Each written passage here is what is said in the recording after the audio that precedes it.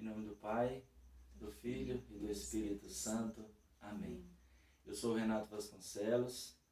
Eu sou a Lorena. Nós somos casados há 13 anos e nessa missão, nesse matrimônio, nesse dom sacramental que nós recebemos, que tem o sinal do serviço, da entrega, né, amor? Do sacrifício, né? Vida, unitivo e procriativo, né? Esse é o fim do matrimônio. Deus nos deu a graça de ficarmos grávidos 6 vezes. Então nasceu o Mateus, que tem 12 anos. Isso. Quem Pedro mais? Lucas, Que tem. com 10 anos. O Daniel, com 5 anos. E agora nós fomos presenteados com a Helena Guerra, que tem 2 aninhos.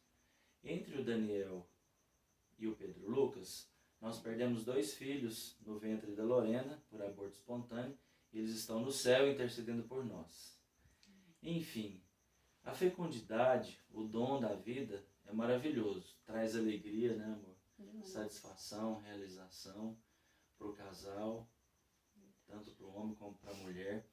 Nós temos uma história fundada e alicerçada num namoro santo, 3 anos e meio de namoro santo, na castidade. A Lorena se casou virgem, nós nos preparamos para o noivado.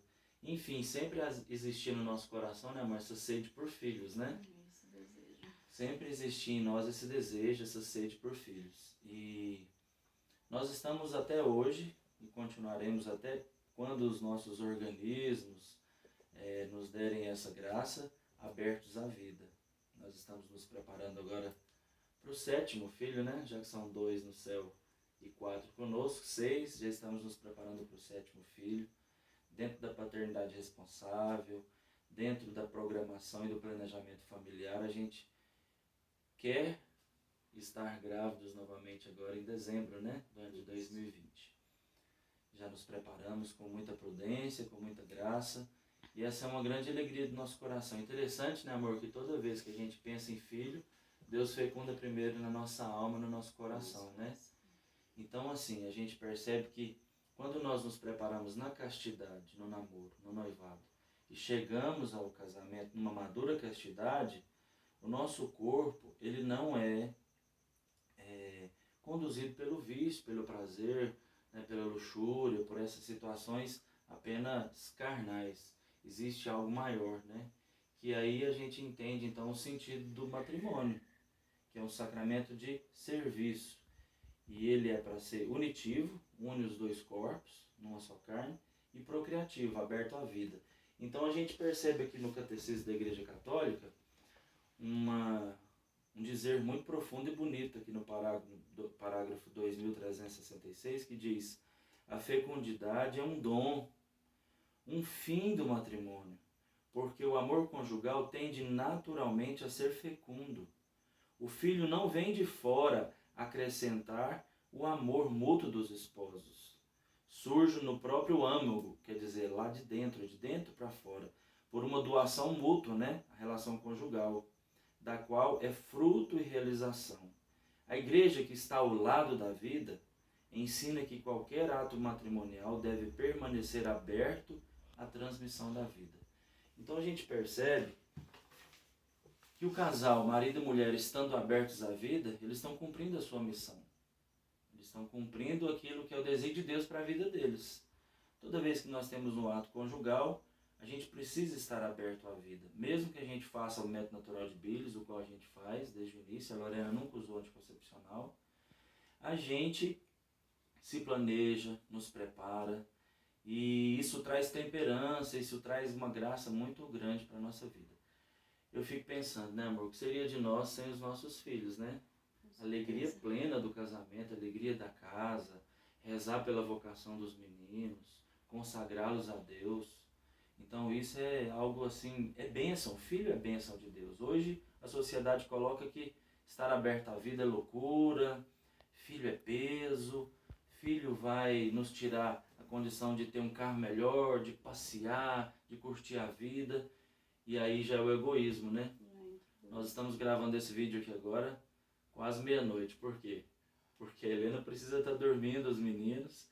E assim, a nossa vida, quando nós estamos abertos à vida, é sacrifício, renúncia, entrega, mas tudo surge de um amor tão maravilhoso que a gente não tem palavras para explicar. Por isso a abertura à vida é algo que reflete na palavra, né, amor? No Salmo 126, né? No versículo 3, o que vai dizer aí pra gente? Que diz assim: Vede, os filhos são um dom de Deus, é uma recompensa o fruto das entranhas.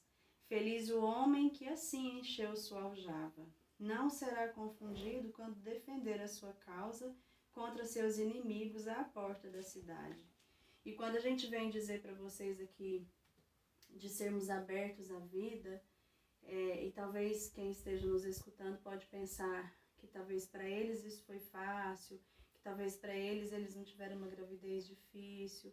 Não, gente, nós estamos aqui para dizer que foi muito lutado, que nós temos sim os nossos embates, as nossas dificuldades, tudo mesmo que gerou várias lutas mesmo para a gente poder... Sempre foi um ato de fé, né? A cada vez a gente decidir pelo próximo filho, nunca foi fácil, nunca teve fácil. Nunca estivemos prontos financeiramente. Nunca, de jeito nenhum. Mas estivemos com o nosso coração aberto e desejosos para que Deus fizesse aquilo que fosse a vontade dele, para que ele nos capacitasse, para que a vontade dele realmente acontecesse. Até esses dias eu estava conversando com o Renato, a gente dizendo, né, nessa abertura ao próximo filho, é uma decisão muito séria mesmo a se tomar. Pelo mundo que nós estamos vivendo, né, por agora essa pandemia, toda essa situação, nada é fácil, mas eu penso, se a gente for olhar para tudo isso, a gente nunca teria nem tido o primeiro, porque sempre teve situações difíceis, desafios difíceis para a época que nós vivemos, não é verdade? Mas nós somos abertos e se essa é a vontade de Deus, Ele vai nos capacitar.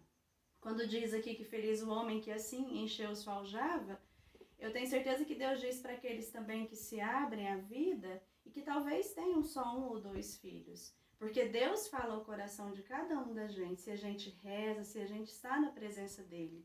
Nós precisamos estar íntimos a Deus, com Deus, junto de Nossa Senhora, para que a gente consiga entender o que é o plano de Deus para Ele na nossa vida. Com amor, sem egoísmo, com o coração aberto, para que só se complete na nossa vida aquilo que Ele tem para nós. Realmente precisa existir uma autorresponsabilidade, uma maturidade do casal, porque no nosso testemunho eu percebo, né, cada gravidez da Lorena foram 9 meses de luta, né, porque ela passa mal, ela vomita, ela tem muito enjoo, muita salivação. As 4 gravidezes da Lorena não foram fáceis. E tem uma situação também que é ímpar, que é pessoal nossa, e aqui eu digo para os homens, né, nesse mundo onde hoje os homens buscam tanta pornografia, prostituição, os prazeres carnais, e toda vez que a Lorena ficou grávida, dos 4 filhos, eu precisei fazer um tempo de abstinência de 6 a 7, até 8 meses, sem relação conjugal com ela. Então precisa existir no nosso coração uma meta, um pra quê?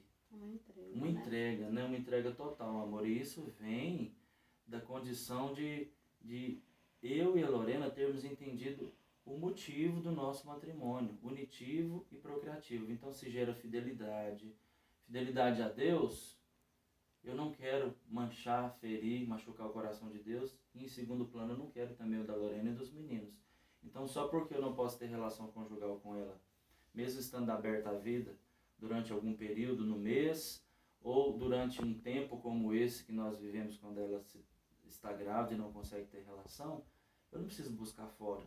Eu posso continuar sendo o amigo, o cúmplice, o companheiro, aberto à vida, junto com ela, não só pelo prazer, mas pela intenção de agradar a Deus, dando para Deus filhos. Os casais são chamados a ser generosos com Deus, dar filhos para Deus. Cada filho que eu dou, eu gero uma possibilidade de uma vocação, de mais um santo, de mais uma pessoa, uma alma, uma bênção para esse mundo, para que de repente a gente não sabe. E se um filho meu se tornar um sacerdote, uma filha minha se tornar uma religiosa consagrada, ou se algum deles chegar a ser um papa na igreja, a gente não sabe, né? Então, assim, isso é a grandiosidade de se dar filhos para Deus. Quando a gente entra no matrimônio sabendo o para quê e qual é esse sacramento, para que ele existe, eu preciso estar aberto à vida, sem egoísmo, e entendendo o projeto de Deus para o matrimônio, né? Eu estava falando para o Renato esses dias, eu imagino Santa Zélia e São Luís Martin, né? Os pais de Santa Teresinha, os pais de do Menino Santa Jesus. Teresinha se decidindo a ter o próximo filho. E será que eles perguntavam a Deus se é a vontade de Deus e ficavam nesse... Claro que nós estamos em mundos totalmente diferentes, em situações totalmente diferentes, mas o casamento é o mesmo e é para a mesma finalidade que nós nos casamos, para me unir, mas para gerar vida para esse mundo que já existem tantas relações infecundas, tantas relações que não vão trazer frutos nenhum mesmo, que são dos homossexuais e de casais que já se casam dizendo não, eu não vou ter filho mesmo, agindo com total egoísmo. É claro que nós vamos estudando a realidade de cada um, mas se abram a vida e tenham certeza que Deus vai dar uma graça especial para cada situação, para cada momento, com aquilo que é próprio do método natural que ele nos concede, a graça de nos conhecermos, de nos respeitarmos e de, com a graça de Deus, ir entendendo e conseguindo ler aquilo que Deus quer para a nossa vida, para a nossa vocação, para assim sermos verdadeiramente felizes. Por isso que quando a gente é aberto à vida como casal, a fecundidade ela não é só física, ela precisa primeiro ser uma fecundidade espiritual. Eu sou amigo de Deus, eu ouço a Deus. Eu tenho a visão de que é muito grande o dom que Deus me deu de ser pai, de ser mãe. Eu estou gerando uma vida, é de dentro para fora. Eu estou compartilhando com Deus uma graça de gerar uma alma, muito mais que uma pessoa física. E aqui eu quero tocar num ponto também muito importante, amor, que é o ponto da providência divina. Porque, né, sempre é a providência divina que nos acompanha. Eu não vou mentir, no meu coração de pai, muitas vezes, a angústia, a preocupação, como vai ser. Dessa vez tem plano de saúde, dessa vez não tem. Da vez do Daniel, a Lorena quase que perde a vida no hospital público. A gente não tinha condição de ter plano de saúde, mas a gente viu o milagre de Deus, a visita de Deus e o livramento de Deus. Então essa é a providência do Senhor, não só providência financeira, mas providência espiritual. Deus honra, cuida e traz de forma sobrenatural a bênção sobre o homem e a mulher casados que se abrem aos filhos. Então, lança fora todo medo, lança fora todo questionamento, tudo aquilo que muitas vezes faz muito barulho na nossa mente. As pessoas dizem, como eu vou dar faculdade para os meus filhos? Nós precisamos ter os pés no chão, sem alienação, é claro. Mas Deus cuida, com o coração em Deus tudo dá certo. E dentro daquilo que o próprio método de Billy nos proporciona, que a igreja tão perfeita, Deus tão perfeito na bondade dele, concede à igreja todos esses ensinamentos e essas direções que nos são dadas. Tem a paternidade responsável, né, que a gente, esse espaçamento que a gente vai dando, Deus vai nos direcionando.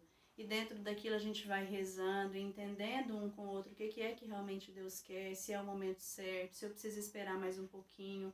Mas saibam que Deus tem isso para cada família, tem a graça de sermos fecundos e nos abrirmos mesmo a graça de podermos gerar filhos para esse mundo tão difícil, onde os nossos filhos podem ser santos e possam fazer a diferença nesse mundo tão difícil que nós estamos vivendo. E quando a gente é aberto à vida, tem uma coisa que precisa acontecer, e isso é o diferencial. Filho nunca vai ser peso, filho nunca vai ser despesa, filho nunca vai ser sinal de maldição, sempre sinal de bênção. Por quê? Filho não precisa de bens materiais, filho não precisa somente de bem-estar, filho não precisa de dinheiro, de carro novo, de viagens, de estudos maravilhosos. Se puder dar, bom demais. Mas, primeiramente, filhos precisam do reflexo do amor do pai que cuida da mãe e vice-versa, da paz espiritual em casa. Filhos precisam de pais que oram, pais de joelhos, filhos de pé. Para terminar, eu queria deixar um testemunho. Uma vez eu fui pregar no encontro, amor, você não estava, e eu levei o meu CD, no encarte do meu CD, até olhando aqui, tá a Lorena, eu, os meninos aqui na época, tinha o Mateus, o Pedro e o Daniel, ainda a Helena não havia nascido, né? E eu cheguei e existia um casal de noivos no encontro. E aí, por acaso, na pregação, eu cheguei e falei, ei, vocês querem ter quantos filhos? Ele, nenhum, pelo amor de Deus, nós vamos casar, mas não queremos filhos, não. Eu falei, meu Deus, sério? Eu posso conversar com vocês no final? Eles disseram sim. Terminou o encontro, eu chamei eles, nós fomos conversar.